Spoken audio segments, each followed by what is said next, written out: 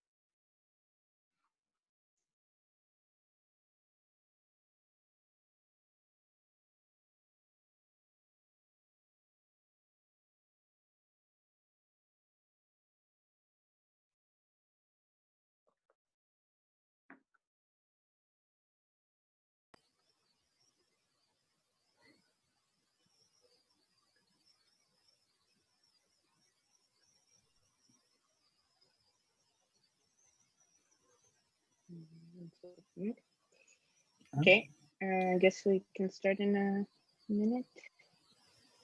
Whenever you're ready. Okay.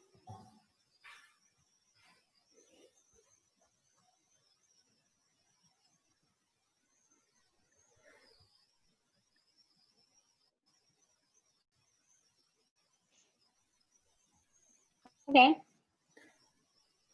Ready? Yeah. All right. Welcome back then to all the participants, and we are here for the last lecture by Masha on gravitational waves, please. Okay, great. So let's jump right in. Today I'll talk about a very fun topic, which is superradiance around rotating black holes, and how we can use it to extract energy from black holes and discover new particles in gravitational waves. So first I'll tell you a bit about what superradiance is. It's a process, general process, but in particular one in general relativity, where you can extract an object's rotational energy by an incident wave when there's a dissipation in the system. And in particular, the example we'll be interested in is rotating black holes, which can superradiate and lose energy and angular momentum when there's some sort of incoming wave that's hitting the black hole. And then I'll talk about these systems called affectionately gravitational atoms, where you basically have bound states, gravitationally bound states of particles that you can write down, which look very much like the hydrogen atom you're used to from quantum mechanics. Just don't get confused, they're actually classical systems, but the profile of these, energy density and so on, will be described by wave functions that have the hydrogen atom form. And so these are just solutions that you can write down, but we'll see that they can grow through the superradiance process. And in particular, this can be a way to look for new physics. If you have very light particles that can form these gravitationally bound states, they'll automatically grow through superradiance, and this will cause energy and spin extraction from the black hole, and it'll also be a large energy density of particles, which can in turn source gravitational wave radiation. So as usual, please, I'll stop for questions throughout, so let me know if things are clear. Just a second for motivation. I think some of the other lecturers are covering a little bit about, for example, axions. I think Francesco said he might talk about it tomorrow. I just want to tell you a little bit about the parameter space of these ultralight particles that's relevant for these kinds of processes. So here on the x-axis, I'm showing the mass of the particle, which I'll be calling mu usually in this lecture, in electron volts, and on the y-axis is its interaction strength. Basically, toward the bottom of the plot, it's interacting as weakly as gravitationally, and toward the top, it's interacting more strongly, both with itself and with the standard model.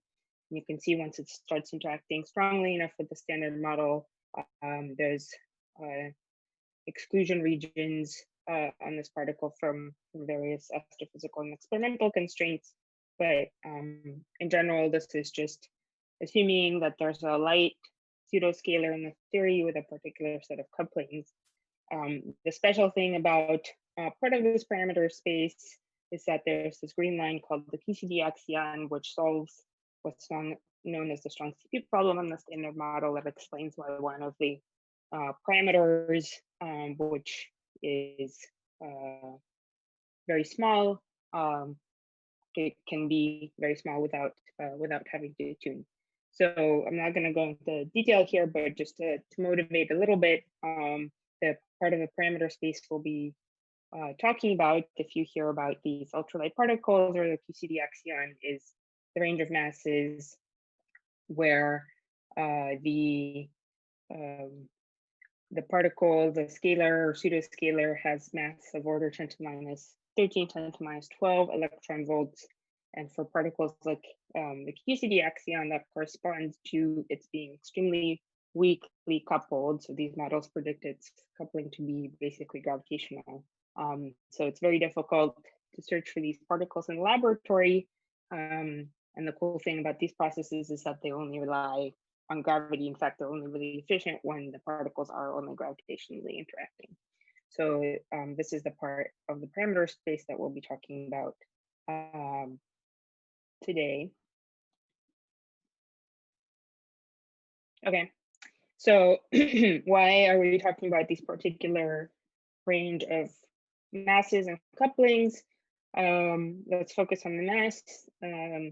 So for a 10 to the minus 12 EV particle,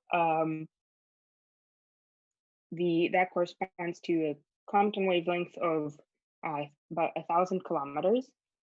And if you remember from some of the estimates we were doing before, that's of the same order of magnitude as the horizon size of these black holes that we saw, for example, merging in LIGO, which are order of hundreds to thousands of kilometers as well. And so we'll see that some of these processes are most efficient when the Compton wavelength of the particle is the same order as the black hole horizon size, or a bit longer. And so that's what's setting this range of masses that we'll be interested in. And the other relevant thing is that black holes are, just like the pulsars that we were using on Tuesday, black holes are out there in the universe, and they're kind of pre-made for us. And they're, in this case, they're not great clocks, but they're very, basically they're the densest possible thing, and they can hold a lot of energy, and they can also rotate very quickly. And so these will also be, they'll be used as sources of energy from which to extract, which we can convert to these new particles. So just to give you a bit of kinematic intuition for this process, so superradiance is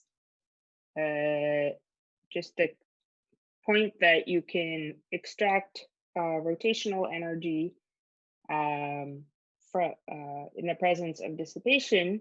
And so let's take just a kinematic example where you have a cylinder here with some sort of rough surface so that there's friction on the cylinder, and you can just throw a ball at the cylinder.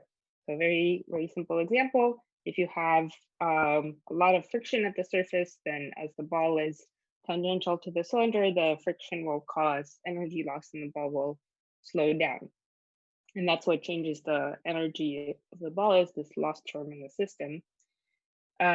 If you start speeding up the cylinder, so now it's rotating relative around its axis, there's some point where the ball as the ball touches the surface of the cylinder, in the frame of the rest frame of the cylinder at that moment, they have no relative velocity if the rotation velocity of the cylinder is the same as the velocity of the ball around the axis. So in that case, there's no dissipation through friction, and there's no energy loss. If we continue to speed up the cylinder even more so that the rotation is very fast now, you can think of in the frame of the cylinder at the point of contact, it looks like the ball is actually going backwards. And so slowing down means speeding up. Slowing down the ball through friction means speeding up in the laboratory frame. So if the cylinder is rotating fast enough, then the friction actually helps push the ball forward a little bit, so it gains some energy. And this happens by the cylinder itself losing energy and angular momentum. So it's kind of a counterintuitive statement that in the presence of dissipation, you can actually extract energy from the system, but it's a statement about kind of the relative motion of objects. So this is very simple. It can also happen. This is an example with a ball. You can also have the same thing with a scalar field.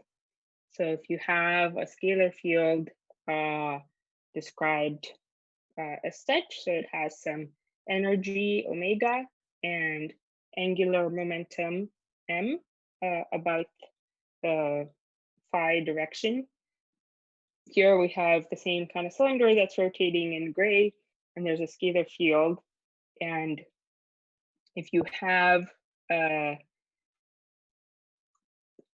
energy and the angular momentum satisfy a particular relation, which is called the superradiance relation, the scalar field can extract energy from the cylinder if there's typically absorption. So you can think of this, I mean, it's a bit more complicated if you have electromagnetic fields, but you can think of it because there's more degrees of freedom. But if you think of this, a physical example is the cylinder being some conducting metallic cylinder, and the scalar field being some component of just the electromagnetic field. In the presence of the electromagnetic field incident on the cylinder, electrons will move around and the wave will get absorbed because there's friction losses due to the motion of the electrons. But if you rotate the cylinder fast enough, then compared to the angular phase velocity of the incident electric field, then actually instead of getting absorbed, the electric field will get amplified. And that's true if the energy over the angular momentum of the field is small compared to the angular velocity of the cylinder. And this was appreciated, I think, written down in the 60s. And the very non-trivial step to gravity was made by Zildovich, where he realized that even though this example of balls and cylinders and electromagnetic fields and cylinders, you can write down with usual E&M equations and calculate that you get this enhancement of energy. It also applies to, at that time, a very non-intuitive system, which is a Kerr black hole. So you can also think of space-time itself around a Kerr black hole as rotating. And if you have an incident wave that satisfies the superradiance condition, it can become amplified by extracting the rotational energy of the black hole itself. And the only interaction that you need is gravity, and the dissipation, like the example of electrons moving around and losing energy, or the friction example. In this case, the dissipation is just coming from the black hole itself, because as you all know, anything that's incident on the black hole horizon is absorbed. And so that acts as kind of the friction term in the system, and the rotation of the black hole acts as the rotation of the cylinder. So you can think about if you have any questions while I play this cool movie. So I have, so this is a numerical general relativity simulation by Will East, who's a professor at Perimeter Institute. He does a lot of work on these numerical gravity calculations. So here it's showing that I'm not making things up by this nice analogy. Here we're showing a black hole in the middle. And you'll see an incident wave. In this case, it's a gravitational wave with some angular momentum that's incident on the black hole. And here, the rotation axis of the black hole is shown here. And you'll see this blue wave that's incident on the black hole. And you'll see it's re-radiated in red, just to show the difference. And you can see that the amplitude of the outgoing wave is much, much bigger than the initial amplitude of the incoming wave.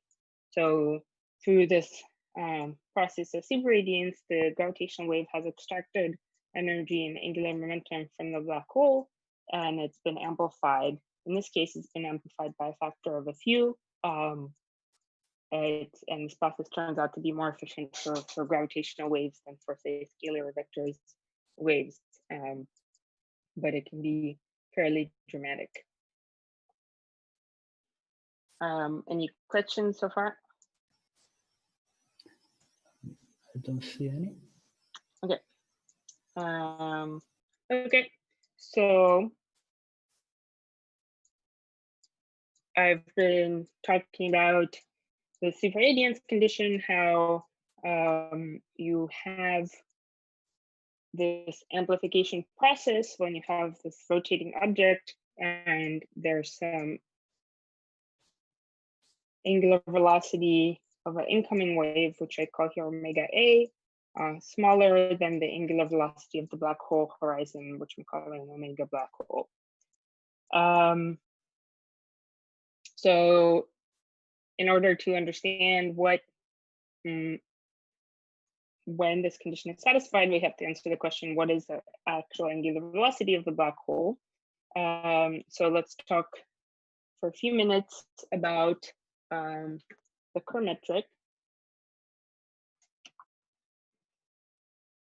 So this is the Kerr metric. It's a little, there's a lot of ingredients here, but you can see that there's some non-trivial angular dependence. There's mixed d phi terms, and there's dependence on this new parameter called A here, which is related to the angular momentum of the black hole.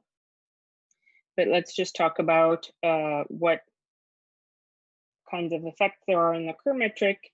And you've probably seen this in your GR courses, but the Kerr metric has several special surfaces. One is, of course, the horizon, and that's a coordinate singularity where one of the components of the metric goes to infinity, in particular, the GR component. If you solve for this component going to infinity, you'll find that there's two surfaces that satisfy this condition. One is this outer event horizon, which is shown here in red and dark orange, and there's an inner event horizon, which is in the dashed line. And the thing you need to know about this new parameter A is that it's the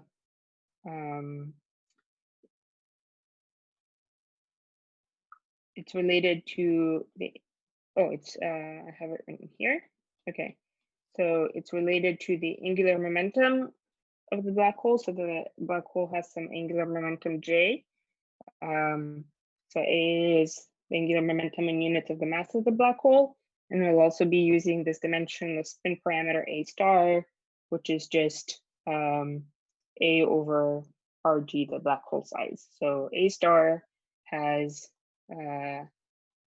is a dimensionless number between 0 and 1. Well, technically between -1 and 1.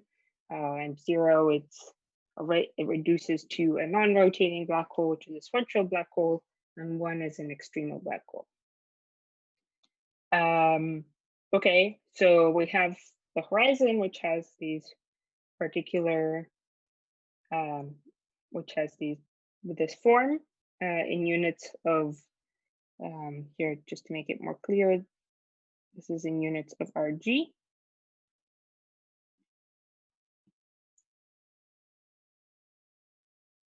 And you can see that, for example, when the black hole is not rotating, the outer horizon is at 2 RG because A star is 0. This is for A 0. And for when the black hole is extremely rotating, the horizon is at RG. So a Schwarzschild black hole has size 2 times RG. And remember, I'll be talking about RG a lot. RG is just G Newton times the mass of the black hole. And extremely rotating black hole has a smaller effective size. It has the horizon size is of order RG. Okay, the other interesting thing about the Kerr metric is this ergo region, which is where there's a region outside of the horizon, here shown in this blue color, where the purely with the temporal component of the metric changes sign, and that's the outer ergo surface is shown here in the yellow color. You can solve for when the GTT component goes through 0 here, and that's an interesting part of the metric because that's where there is frame dragging. So any object that whether it's relativistic or non-relativistic that finds itself in that region of space in the ergo region has to have some non-zero angular velocity.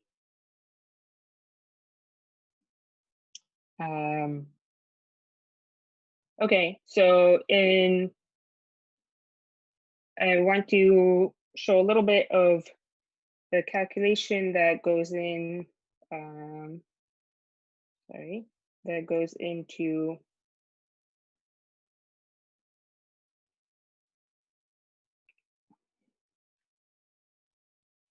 calculating this angular velocity of the horizon. In the interest of time, I'll just sketch it out, but I encourage you to look at it in more detail. So before we had this, so we have this Kerr metric, just to remind you of some of the relevant components.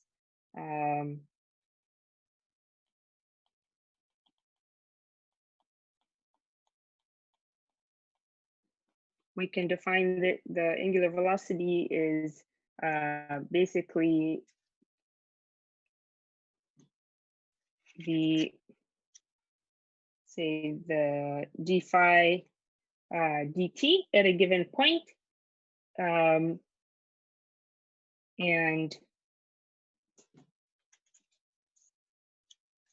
let's consider the point where so we have black hole that's rotating. Let's consider theta equals pi over 2, so the equatorial plane. And let's consider r at the horizon, which is this. If you solve for what the horizon coordinates are, this is also known as or G1 plus square root 1 minus A star squared. And you can find that, well, first of all, if you want to see what happens to light, for example, in the ergo region, you can ask what is the phase velocity of a null trajectory that's in this plane. So let's look at that. So you have some null line element, and let's say you shoot a beam of light in the phi direction.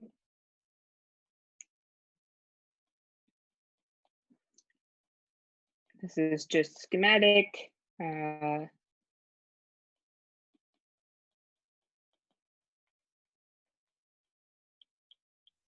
Okay, and you can rearrange this to solve for the angular velocity, so d phi dt. If you divide everything through by dt squared, you'll find that you get, and solve for the quadratic equation for d phi dt, you'll get minus gt phi over g phi phi plus or minus the square root of gt phi over g phi phi squared minus gtt over g phi phi.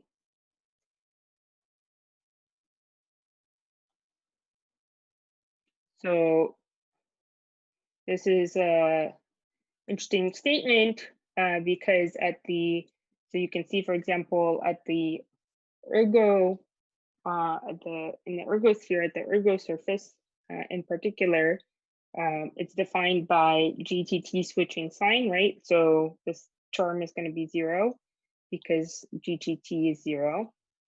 And so you can see that there's two solutions for the phase velocity of the photon. You can have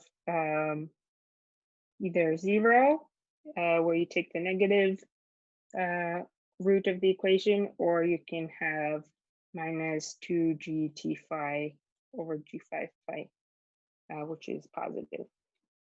So if you're trying, even if you're trying to send a beam of light counter to the rotation of the black hole, it is not able to travel in the opposite direction of the rotation of the black hole. So the frame dragging is so intense that even light has to rotate close to the black hole. If we now evaluate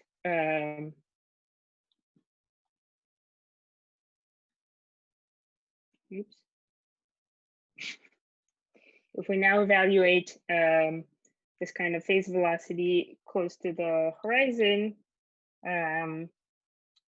we can consider the values of the metric there. And for example, GT phi is, if you read it off from the Kerr metric, is given by RG times R, just a coordinate, times A, which is the angular momentum, describes the angular momentum, over R squared. This is if we evaluate R at the horizon. And G phi phi is R squared plus A squared plus 2RG A squared over R squared. If you use the fact, if you use some of the relationships between the variables at the horizon, you find, well, one of the definitions of the horizon is where R minus 2RG R plus A squared is equal to 0. This is just the same as the condition that the R component of the metric goes to infinity.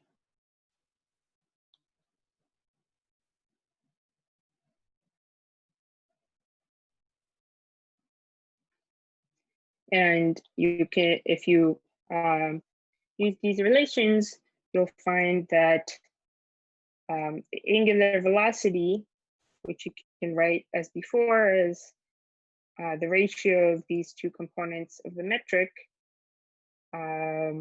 goes as, oops,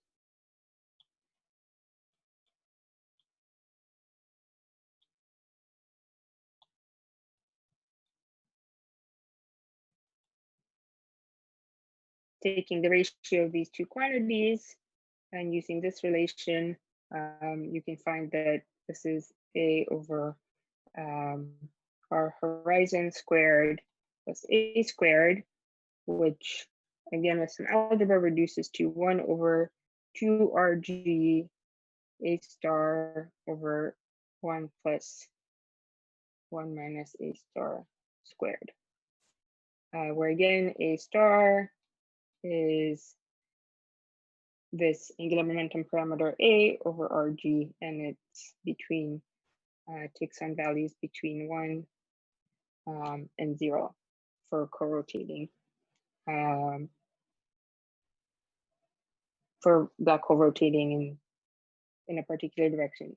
So what this is saying is that there's an intrinsic velocity of the space-time close to the horizon of the black hole, and that's what we define as this angular velocity of the black hole, omega black hole. And we can see what that looks like.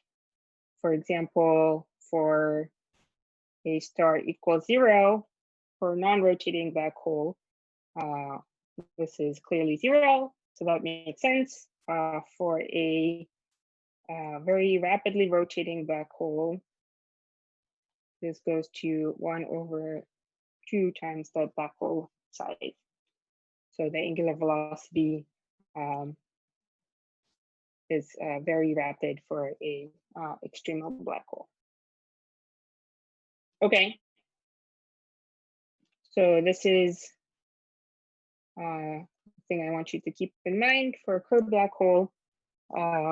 And if you're not super comfortable with GR, then I encourage you to go back and I'll post some notes of this that are written up if you want to go through in a bit more detail. Any questions? Don't see any. Okay. So we were talking about this superradiance condition where we derived what the angular velocity is for the black hole. Now let's maybe everyone. Yeah. But what's the Ricardo de Bassi asks, what's the difference between d phi over dt and omega? D phi over dt and omega. They are equal, I guess. Well, so previously I was talking about d phi over dt for a photon trajectory. So you have, so for example, d phi over the dt would be the d phi over dt of a photon. And so it could, for example, if you shoot a photon along the direction of the speed of light, along the direction of the rotation of the black hole, then d phi over dt of the photon would be of order omega plus some intrinsic velocity, angular velocity. And if you shoot in the opposite direction, then those cancel out and you get that there is no angular velocity of the photon in the direction, in the phi direction. So in a sense, omega is that extra contribution to any particle's velocity that is provided by the space-time itself in the phi direction.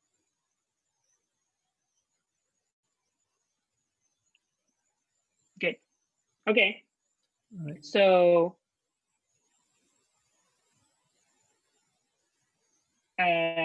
what is the angular velocity of a scalar field if we write it like this? the phase velocity is just of the scalar field d phi dt now is, and I apologize, I use a lot of different phi's. Some of them are the angular coordinates, some of them are the scalar field. So if you get confused, let me know. So here, the curly phi is the angular coordinate and the regular phi is the scalar field value. So the phase velocity of the scalar field is omega over m.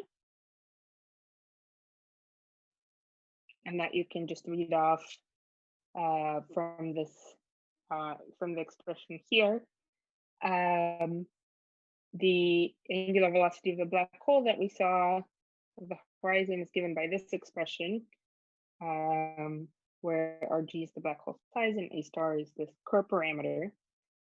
So this is the condition that we'll be working with, that if a scalar field has energy omega and angular momentum number m, not to be confused with the mass, that satisfy this relationship that's incident on the black hole, then the amplitude of that scalar field will actually increase over time.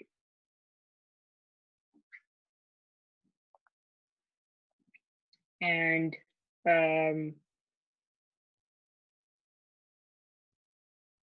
this also, so the existence of this condition also imposes that you can read off fairly quickly when it's satisfied or when it's not satisfied. If you have a non-relativistic field, then you have omega is approximately the mass mu. So plugging that in and bringing the Rg over to the left-hand side, this is just the same relationship. You'll see that the product of the mass and the black hole size has to be less than a half. So the product of the mass and the black hole size over the angular momentum number, you can think of m as being 1, 2, 3, and so on. It has to be less than a half. So that's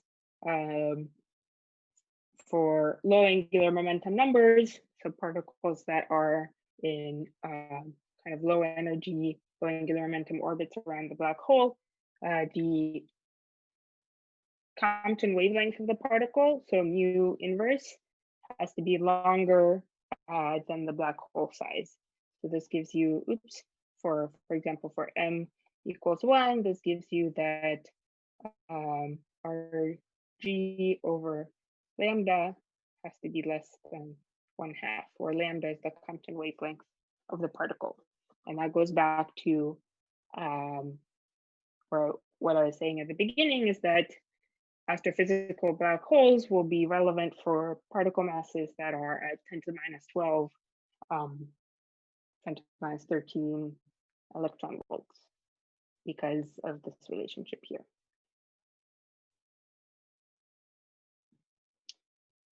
Okay. So moving on to gravitational atoms, we talked about the field getting amplified by interacting with the black hole horizon.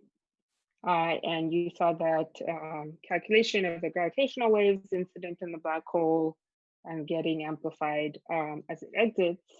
Usually, and this, this is a real effect that can happen out there in the galaxy or in a merger when you have gravitational waves that are coming from a merger, they can rescatter off of the black holes and get amplified. But in the grand scheme of things, it's not a huge effect because you have the amplification can only be at most tens of percent or so, or maybe factor of 2 in a single scattering process. It's proportional to the amplitude of the incoming field itself, and it's not very efficient in a given interaction. But there's a nice thought experiment that's was a short paper in Nature by Preston Tukolsky that talked about this concept of a black hole bomb, which is not a very realistic type of weapon. But if you take the same physics, you have an incident wave on a rotating black hole. It will interact with the black hole and increase in amplitude if it satisfies the superradiance condition that we just derived. But if you, put a giant mirror around the black hole, then the outgoing wave now becomes an incoming wave after it gets reflected off the mirror, and it can repeat the process again. And this happens, and the angular velocity for a perfectly spherical mirror will get preserved, and so on each pass, the amplitude will continue to increase. Since here we're talking about bosonic waves, the probability, the rate of increase is proportional to the amplitude of the wave itself, and eventually, and so the process becomes exponential. So the increase in the amplitude of the wave will continue to grow with time, and eventually the amplitude, say if these are photons, the amplitude of the electromagnetic wave that's trapped inside the mirror will become so large that the pressure of these photons will actually break the mirror. So that's why it was called the black hole bomb, is that if you start with this perfectly spherical mirror with a rotating black hole inside, you send in a small pulse of photons with the right angular velocity, eventually the light will extract so much energy from the black hole that it'll cause the mirror to explode. This is not a very physical system, but you can mock up a similar idea by, instead of putting a mirror, you can give a small mass to your photon or to your scalar particle, which is the same kind of idea. So if you have a small mass, again, with a Compton wavelength that's on the same order as the size of the black hole, you can calculate what the gravitational potential is between the black hole and your scalar field with mass mu. Far away from the black hole, it just looks like a Newtonian potential. And that Newtonian potential will trap particles in bound orbits around the black hole in the same way as the mirror traps photons around, traps light around the black hole. It is not super trivial, but you can show that in the Kerr metric. If you have a scalar field, free massive scalar field, you get an equation of motion far away from the black hole that looks like this. So this is something that is outlined a little bit in the exercises. And if you consider non-relativistic scalar fields, so you take an expansion of scalar field that looks like this, you can show that this this psi field satisfies an equation which is basically the Schrodinger equation for the hydrogen atom. So this is just, I mean, it intuitively makes sense. Far away from the black hole, you have a potential that goes as 1 over r. And with a interaction strength that's given by g Newton times the mass of the black hole times the mass of your particle, for example, the axion. And so this is the same potential as you have for a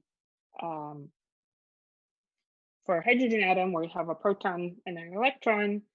There you have your potential as E squared over 4 pi are. And you can show that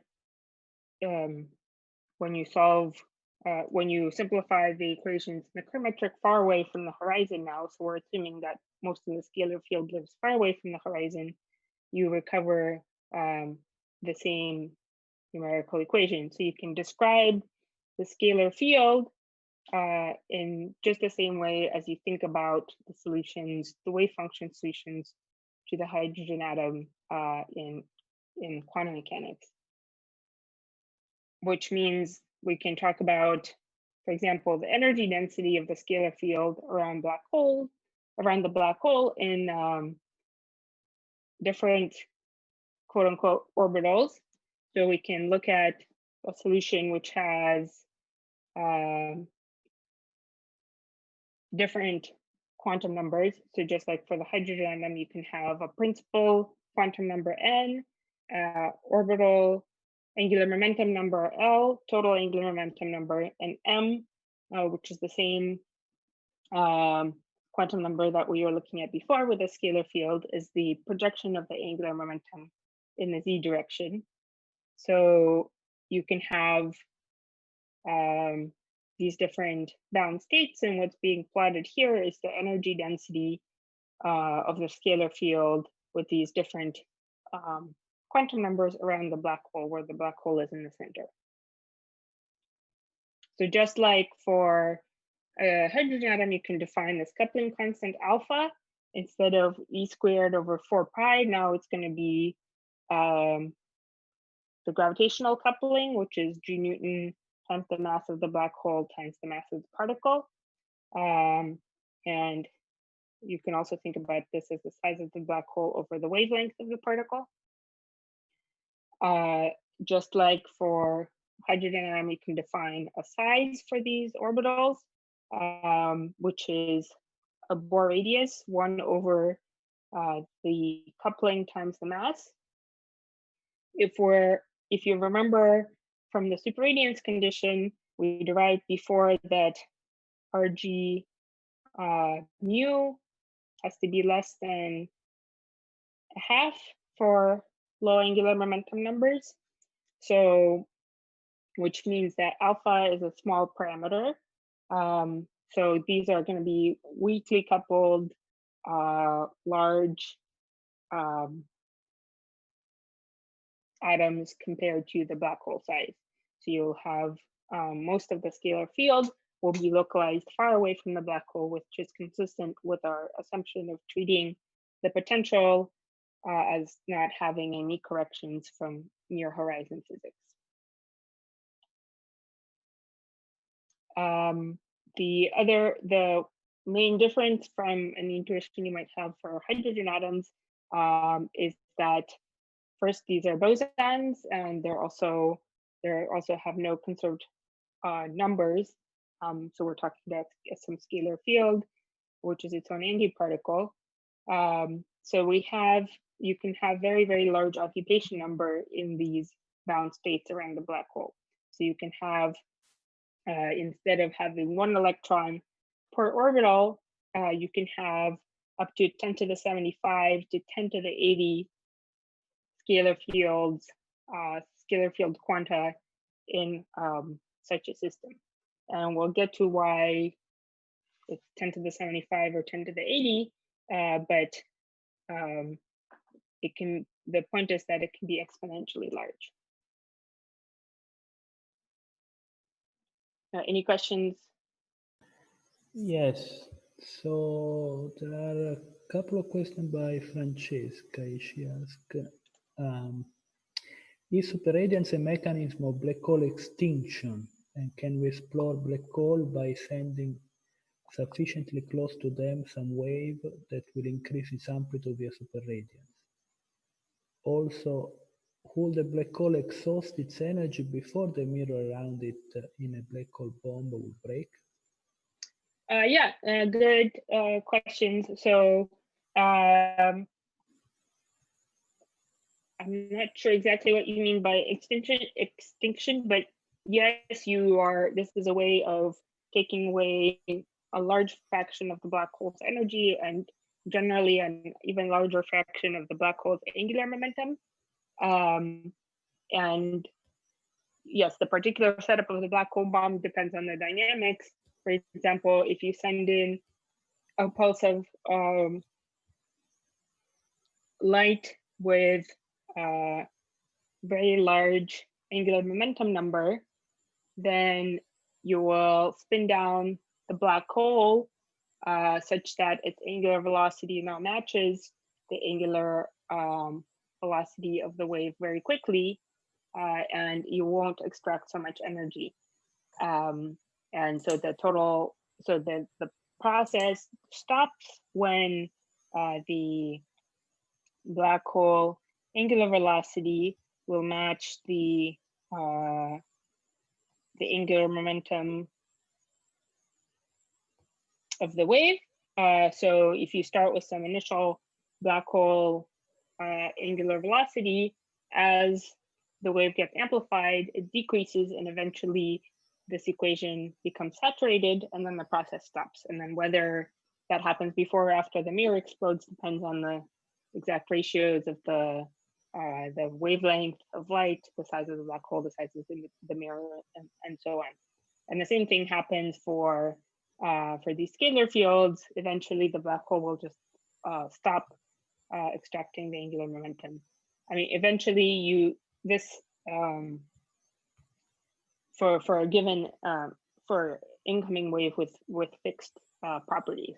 And indeed, this is a way to extract energy from black holes. So if you had the black hole nearby, you could shoot some, you could come up with some mechanism to shoot some waves at it, and then they'll, if you can get them back, they'll come back with a larger amplitude. So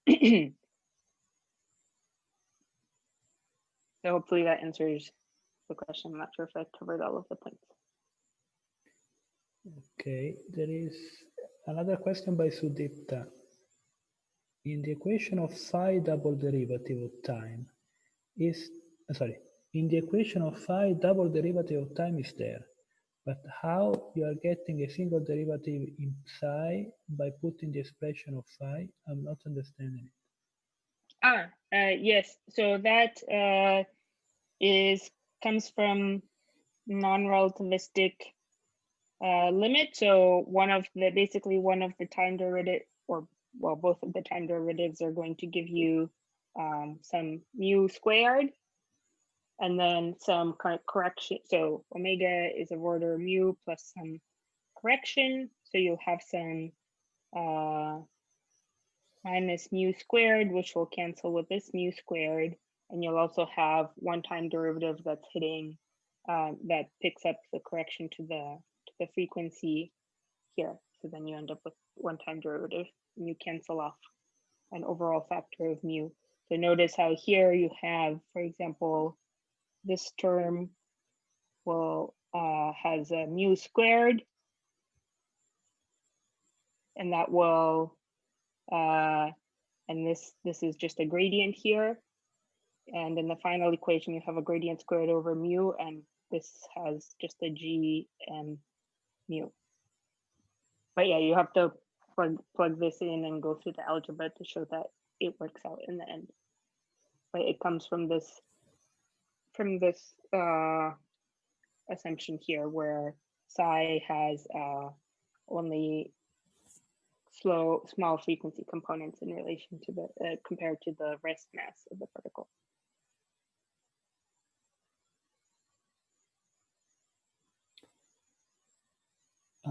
Okay. There is one more question, yes, by Victor. I will ask, does the same effect holds for a Kerr metric? Yes, it does. The relationships are a little different. I don't know if anyone's worked out the full conditions for Kerr metric. You can look at you can have a similar process where you lose charge instead of angular momentum when you just have a charged black hole. The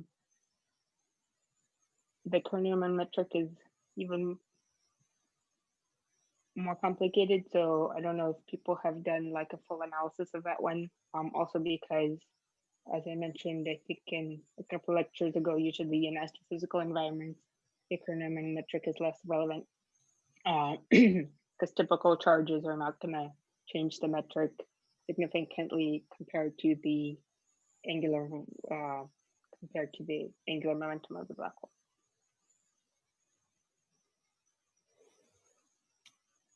All right. Don't see any more questions, so please go on.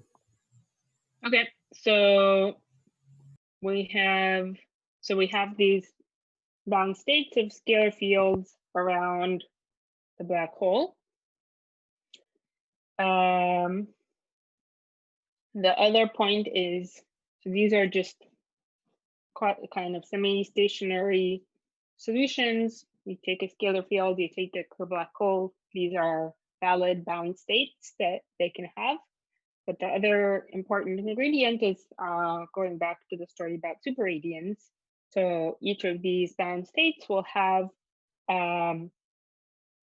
some overlap with the black hole horizon, and you have, and that will cause some dissipation in the system, which will introduce either a growth or a decay of the amplitude of the scalar field.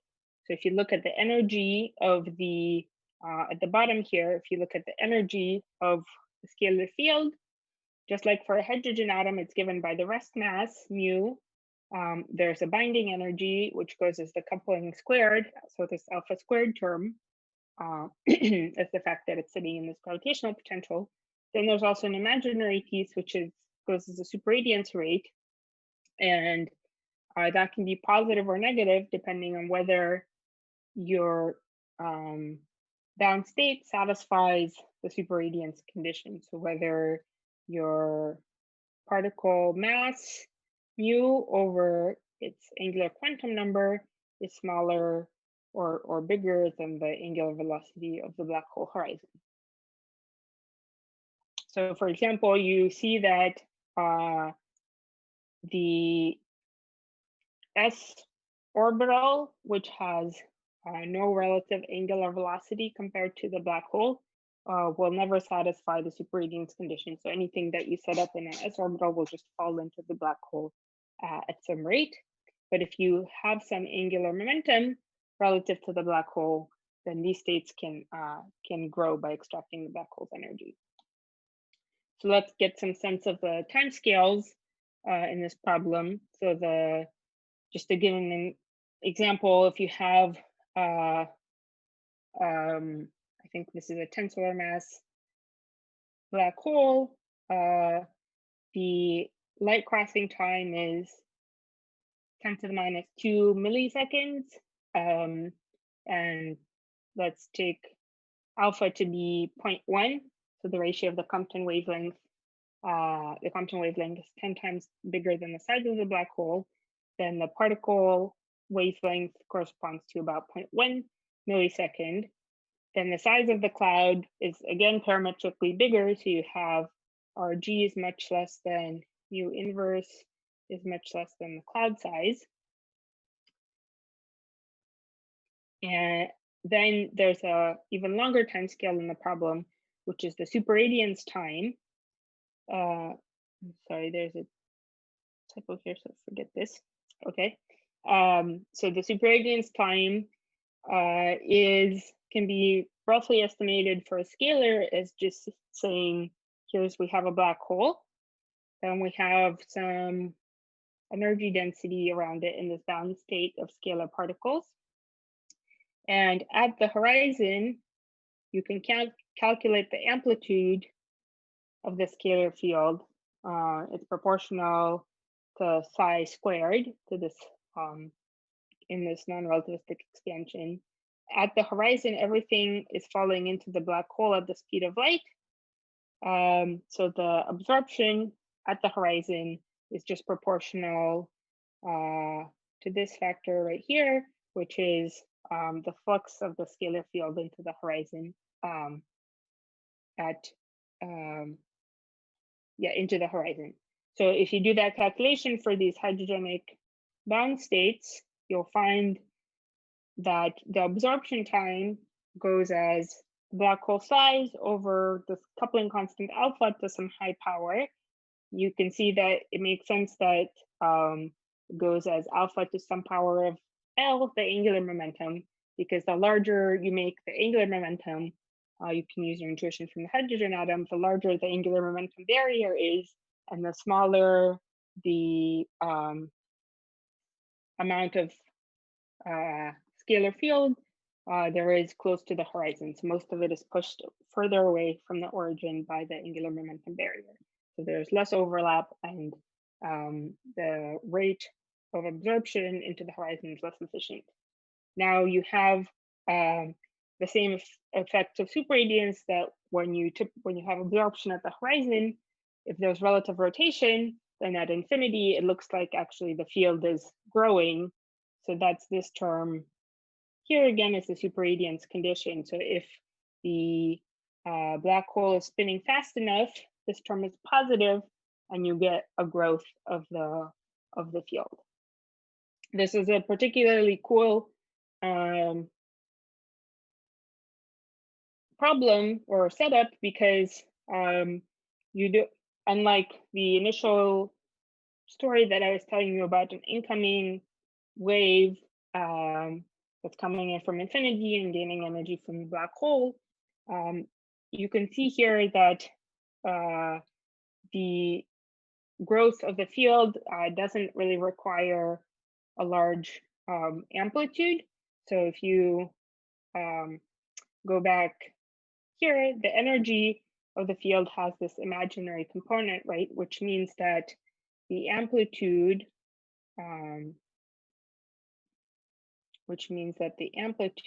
of the field, let me find some space to write. The amplitude of the field will have a term that goes as gamma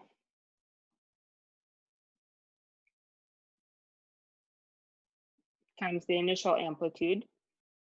So for any initial amplitude, you have you'll start to get an exponential growth. So the amplitude of the field will go as e to the gamma t times phi naught. So this means that you don't really, because these are bound states, just like for the black hole mirror, just for like the black hole bomb with the mirror, you get an exponential growth starting from any initial condition, as long as that initial condition satisfies the superradiance condition.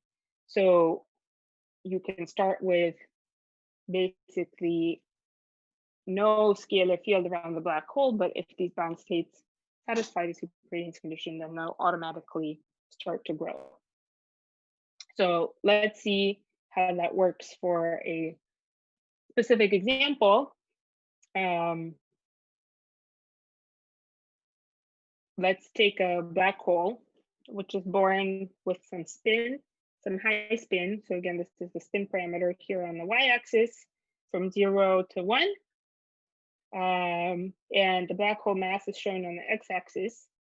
The blue regions here have different angular momentum numbers for the scalar field, which has mass 6 times 10 to minus 13 eV, just to pick some specific parameters. So these curves correspond exactly to the superradiance condition that we discussed. So for different angular momentum numbers, so here we have that the mass, the mass over m is less than omega black hole for angular momentum m equals 1, 2, and 3. If you start with a black hole with this particular mass and this particular angular momentum, then just with the background initial scalar field density that's given by quantum fluctuations, so 1/2 h bar omega of scalar field per bound state, the black hole, the superradiance process will start automatically once the black hole is formed with this high spin. And you have, once the black and the black hole will spin down because this bound state that I'm showing here, in this case, it looks like a 2p orbital, will extract angular momentum from the black hole as it grows exponentially. Once the black hole angular velocity matches that of the scalar field in this state, this growth will stop. So it's going to be on this line here, just related to what we were discussing before about the question of when the extraction of energy stops. And this happens for the parameters I picked. This happens in about 1 year. So it takes 180 e-folds of the superradiance growth to grow the cloud to a large enough size that it extracts order 1 of the angular momentum of the black hole. And here we see why I was talking about these very large numbers of particles. If we calculate the angular momentum that the black hole has lost between its initial and its final angular momentum values, the angular momentum of a black hole is approximately gm squared a star, or it is gm squared a star, and it approximately loses gm squared delta a star in this process. If you plug in the value of the black hole mass here, and the change in a star is about 0.3, then you get that this is 10 to the 78. So the angular momentum of the black hole in fundamental units, in units of h bar, is about 10 to the 78. The scalar particles here each carry 1 unit, 1 h bar of angular momentum per particle. So once all of that angular momentum is now in the cloud, the growth will stop. Any questions on that? There is one question. Is superradiance a mechanism that we can hope to achieve with different objects than black hole, maybe in the lab? Yes, indeed. Actually, it has been sort of observed in the lab. So for black holes, it's kind of the best that you can get because they're perfect absorbers and very quickly rotating. So it's very easy, you know, for a black hole, if you have it rotating close to the speed of light, then basically a lot of things have slow velocities relative to that. In the lab, you can't rotate things very quickly, but you can also, people have demonstrated, for example, something like superradiance with water waves, where you have a funnel and you have water that's flowing into the funnel, and then you spin the whole system, and then you send in like surface waves on in this big tub, and some of them, if they have the right angular velocity relative to the rotation of the whole cylinder, will get amplified. Now it's kind of hard to observe this in the laboratory directly because there's also a lot of losses when you set up these things, like the boundaries of your laboratory experiment. So even if you do get amplification, often that's not large enough compared to other losses in your system. So typically what's observed is that the amplitude of the wave is decreasing less quickly than you would expect otherwise, because it's extracting energy from this rotating object in the middle. There's also a recent paper that demonstrated this for some other system, and I'll put a list of some references during the question session later today. I'll put that one in if you're interested. There's some Nature paper that was looking at superradiance in the lab recently. So yeah, it's a very general phenomena. It's not just for black holes.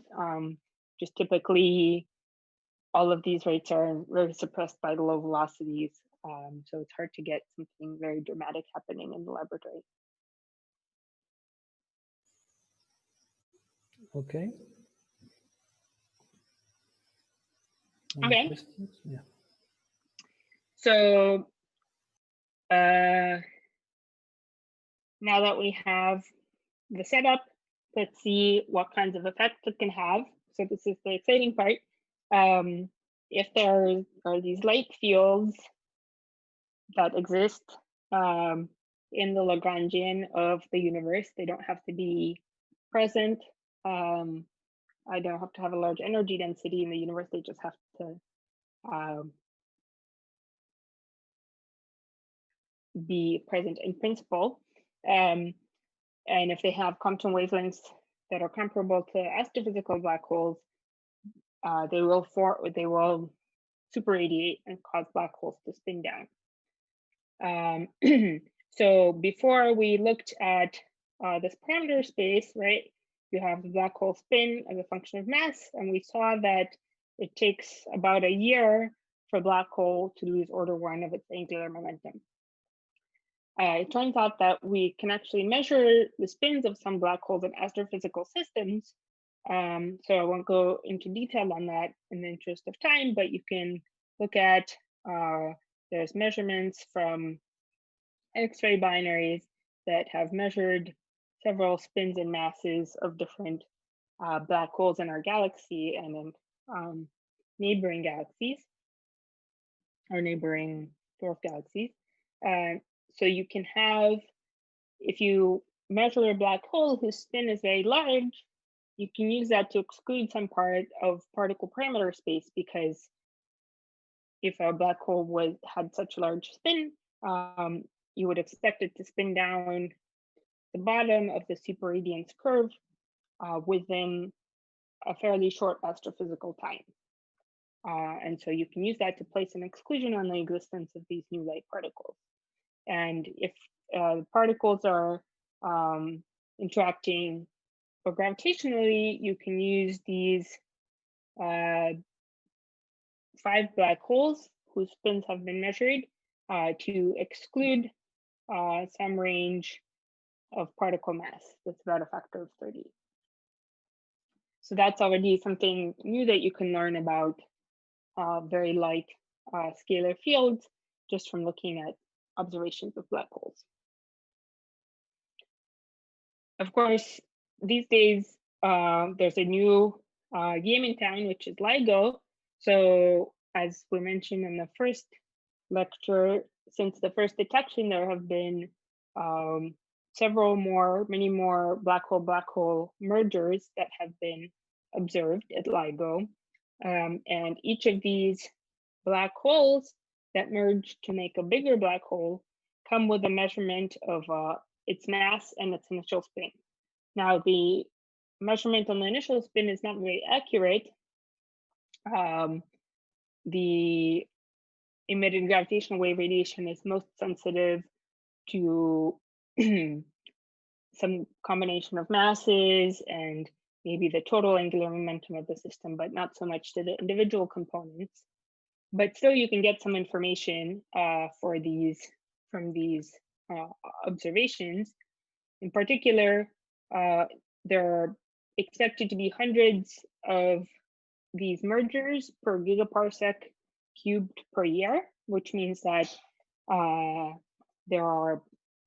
once LIGO reaches the science sensitivities, there will be thousands of black hole mergers that it can observe in our local universe.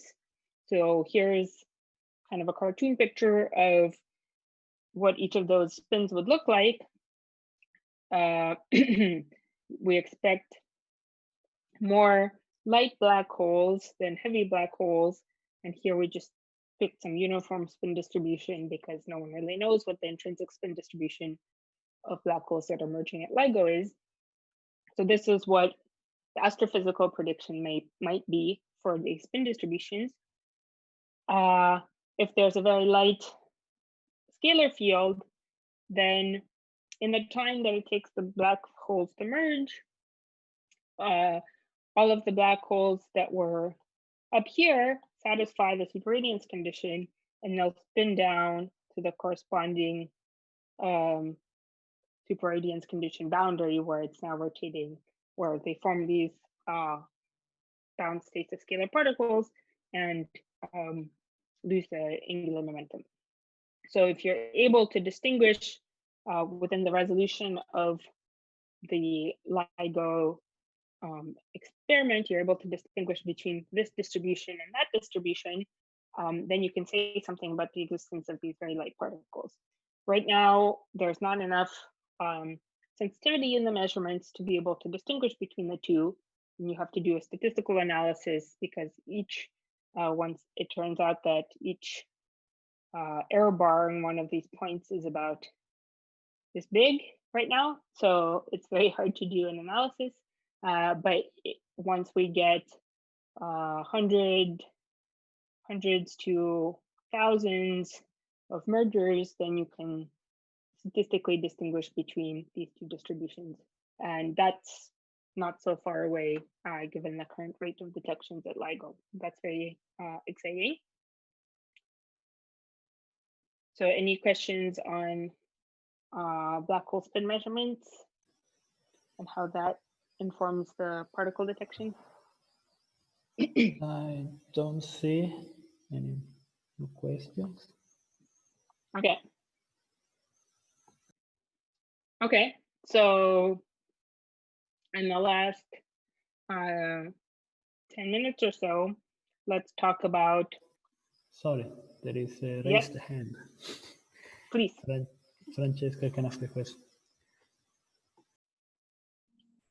Yes, thank you. In the last two slides, I did not understand these plots.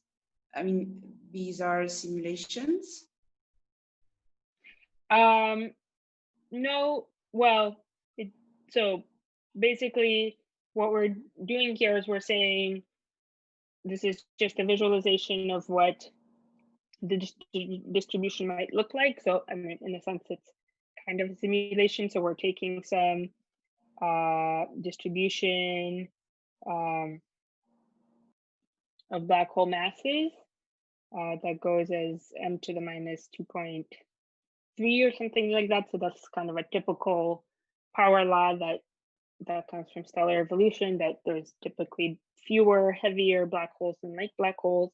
And then we also take a uniform spin distribution between 0 and 1, and we just populate this with the number of black holes that you expect to within some reach of the LIGO detector in the future.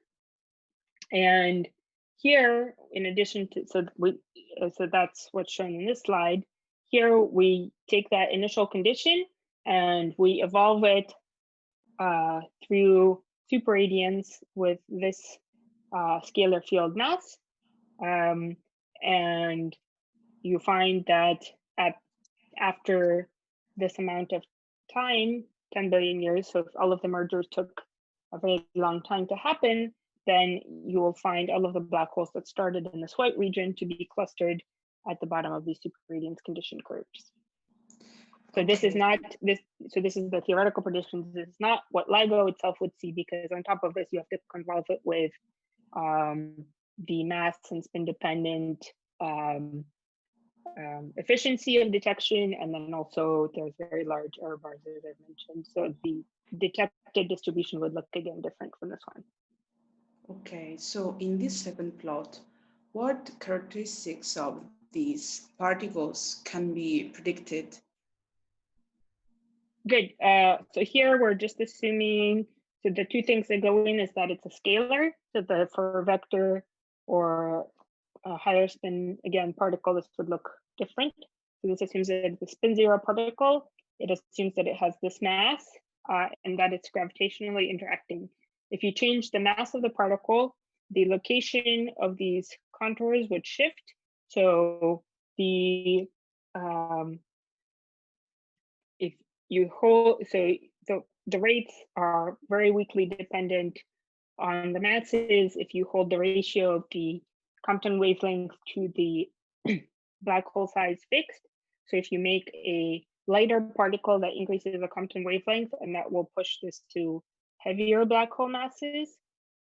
So this is mu is decreasing. These curves will shift to the right. If you increase the mass of the particle, that means that superradiance will be most efficient for smaller black holes, and these curves will shift to the left. the other assumption that goes into here is that all of the dynamics are completely determined by the gravitational interactions of the particle. So if you start adding other interactions, which will change the potential, for example, or it will interact more strongly with its environment, that can decrease the rate of angular momentum extraction, and eventually this whole story will go away.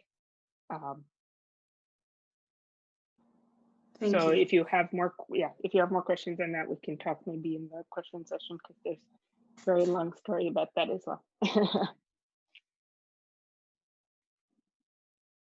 Good. Okay. So let's go on to the gravitational waves. So just like in the hydrogen atom, you can have emission of radiation by transitions between different levels. So let's say you have axions in one bound state and in another bound state. You can have axions in some excited state transition to some ground state and emit radiation. In this case, instead of photons, you'll make gravitational wave radiation. Unlike a typical hydrogen atom, you can also have something that we call annihilations, where you have two particles, two axions from the same level or from different levels combine and emit a gravitational wave. This 2-to-1 process is allowed because you're in the background field of the black hole. So typically you have, two axions can't emit a graviton, which is relativistic because you can't conserve both energy and momentum. But here, some of the momentum will be absorbed by the potential of the black hole. And so you can emit gravitational radiation in this way. So just going back to the story of what happens to the black hole, we start with black hole with some high spin. It spins down. Now on the right-hand side, I'm showing the number of axions in a given level. So in the early times, the number of axions or the energy density of the field is growing exponentially. And then it reaches a plateau once the black hole hits the superradiance conditions. The angular velocity of the black hole is equal to the angular velocity of the particle. And here you can see the black hole spins down in the last few e-folds of the growth of the cloud. And something else interesting happens is that in principle, then the next level can grow, and you can see that happening at late times. Here, it has a different rate of growth, so it happens at parametrically longer times. But in between, you can see that the number of axions is depleting slowly in the first level, and that's happening because of gravitational wave emission. So these bound states have some energy density, and just like we calculated for the dark matter, ultralight scalar dark matter, this energy density has some time dependence that depends on the velocity of the axions in this bound state. And a time-dependent energy density can source gravitational wave radiation. You can estimate it how with the quadrupole formula. So you can estimate the strain that comes from this energy density of the axion cloud using it's the second time derivative of this energy density. The field we can describe as some sum over different bound states that look like hydrogen orbitals psi with some number density, total number of particles n. And there's just a mass pulled out for normalization. So if you calculate the stress energy tensor, it'll have components of the form either that go as, so if you take this scalar field expansion and plug it in here, you'll see those cross terms between psi and psi star, which come with a difference in the energy level, in the energy of the two levels. And then there's terms that are 2 powers of psi, which come with a additive term of the energy. So these correspond to annihilations when you have 2 particles going to a graviton, and these correspond to transitions where you have 1 particle in an excited state going to a lower energy state and emitting a graviton, which is, of course, whose energy corresponds to the splitting delta omega. So here annihilations have frequency 2 omega and the transitions have frequency delta omega. And we're running out of time, so I'm not going to go through the estimate of the of what the gravitational wave power is, but I can just show you what the typical time scale is. So the power emitted in gravitational waves goes as 2 powers of the energy density, so the stress energy tensor. And if it turns out that the dominant mechanism for power loss comes from annihilations, the calculation is a bit more subtle than the quadrupole estimate, because the quadrupole formula, if you've looked at it in more detail, assumes that the wavelength of the radiation is large compared to the size of the source, and you're far away from the source. So that's what the assumption that goes into deriving this quadrupole formula. However, for annihilations, as I said here, the frequency of the gravitational wave, so is given by of order of twice the mass of the particle. And if you remember, we said that the size of the cloud goes as 1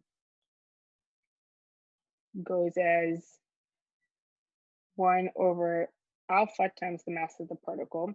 So actually the wavelength of the radiation is quite small compared to the size of the source, and that leads to some cancellations in the outgoing power. But in the end, you end up with something like this, where the rate of annihilations into gravitational waves is, again, parametrically slower than the other processes. And so you get this slow depletion over time of the axions going into gravitational wave radiation. And the estimate is easier to do. The quadrupole estimate is more accurate for transitions, because they're just like in the hydrogen atom, you're picking up the alpha squared difference in the energy levels. And so that's something that you can do more accurately if you're interested in seeing how the calculation works. Okay, so in summary, you can build up these very large energy densities of light bosons around black holes by using superradiance. And these particles can then source gravitational wave emission. It's very exciting because this emission falls exactly in the range of the LIGO detector. That's not surprising, because LIGO detector was made to observe processes that happen on the time scales and length scales of astrophysical black holes. And here again, we're looking at time scales and length scales of comparable to the sizes of astrophysical black holes. And so this gravitational wave radiation that's emitted from these scalar particles can be observed directly. Here, you can see in, again, a numerical simulation, what I was saying in words. You have a black hole in the center. You have a energy density in purple around the black hole. And you can see that a component of the energy density has some time dependence. And you can see that it's kind of rotate. You can see that there's a subcomponent which is rotating at some frequency. And that's what's driving this emission of gravitational waves that are going out to infinity in green. And I'll just show you that for some estimates that we've been doing, you can see up to 1,000 of these gravitational wave signals from black holes in our galaxy if there is a particle with mass of a few times 10 to the minus 12 eV. So depending on the properties of black holes in our galaxy, some of them when they're born will grow these gravitational atoms, and which will then source gravitational wave radiation that can be observed in the detector. So I'll stop here. I'm happy to take more questions. The summary from today is that if there are ultralight black hole, if there are ultralight scalar particles, they can cause black holes to spin down, and the energy density that results in these clouds sitting around black holes will source gravitational wave radiation, which can be observed at LIGO. More broadly, I think this is a really exciting time to be thinking about gravitational waves and gravitational physics. We talked about LIGO detections and the exciting discovery. We talked about what you can do at other frequencies with pulsar timing. Superradiance is one unique way to look for gravitationally interacting particles that you could not see in another way because they're so weakly interacting. So this is a new way to look at the universe and look at physics beyond the standard model through its interaction with gravity and gravitational waves. So hopefully there will be more exciting discoveries to come. Thanks. Thank you very much, Masha, for this set of beautiful lectures. Let's see if anybody has any question.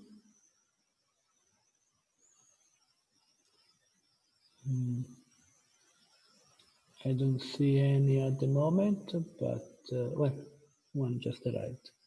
So Lucas asks if there are such long-lived continuous gravitational wave signals in theory, could we have accidentally washed out a long signal at the edge of LIGO sensibility during the detector calibration?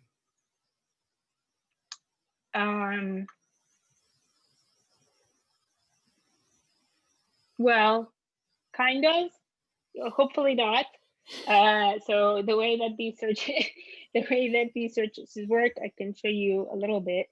So for example, here I'm showing the strain sensitivity as a function of frequency, and these are the bounds that LIGO has set on these types of signals. So the detector calibration doesn't necessarily clean up a lot of lines or anything like that, because I mean, that's part of the process. But basically what happens is first you're correlating between the two detectors. So anything that's correlated between the two detectors, probably you will have to investigate further. But the way that these searches work is you look at the very complete, basically a Fourier transform of the data to look to see if there's any peaks in the frequency. Now this Fourier transform is actually much more complicated than just looking at, you know, the strain as a function of time and taking a Fourier transform, because one of the main handles that you have for distinguishing signals that are astrophysical from signals that are Earth-based is that there's some relative motion of the astrophysical source relative to the Earth. So if you have a monochromatic signal on Earth that you would delete through your calibration procedure because it's some vibrational frequency of something in your detector, you don't expect this frequency to shift as the Earth moves around the sun and as the sun and as it rotates. So all of the astrophysical signals will have a relative frequency shift that has a well-defined time dependence during the day and during the year. And that's what's used to pick some of them out. So that's one way to distinguish it. But there's a very multi-stage and complicated procedure for looking for these continuous wave signals. And indeed, some of the reasons why there's some interesting work happening right now, and we're talking to people at LIGO about it, is that these signals are not exactly the same as the ones that are already being looked for at LIGO. So it is important that you know what you're looking for and that you don't accidentally calibrate it away or throw it out as part of the noise in the detector. And for that, you have to be able to describe the signal that you expect. All right. So there is another question. So Johnny, I didn't understand what action clouds are. Are the noises on detection noises inside the instrument only? So I think those are two separate questions. So let me answer the second one first, because it's more related to the previous question. So the noise in the detector, and the noise is, well, it depends on what you mean inside the instrument. But yeah, there's some intrinsic noise from the instrument itself, like we discussed, from the lasers. There can be noise from the mirrors shaking around. Now, if you call the mirrors shaking around being inside the detector or not, I'm not sure, because like one of the things that happens is you have a truck that drives by at the Louisiana site, and you have increased seismic vibrations, and that carries on to the detector. So, but those are local noise sources. As far as I know, there's no current astrophysical backgrounds at this level of sensitivity in the gravitational waves, although eventually, once LIGO is sensitive enough, you'll have some irreducible background of mergers that are constantly being observed. The axion clouds are these large energy density of particles around black holes that grow exponentially through the superradiance process. So they're just bound states, gravitationally bound states of particles, but they have very large occupation number because they were able to extract a large amount of energy from the rotational energy of the black hole. And so these are these bound states that look approximately like this is the energy density. And they can source gravitational wave radiation because they have some angular and time dependence in the energy density.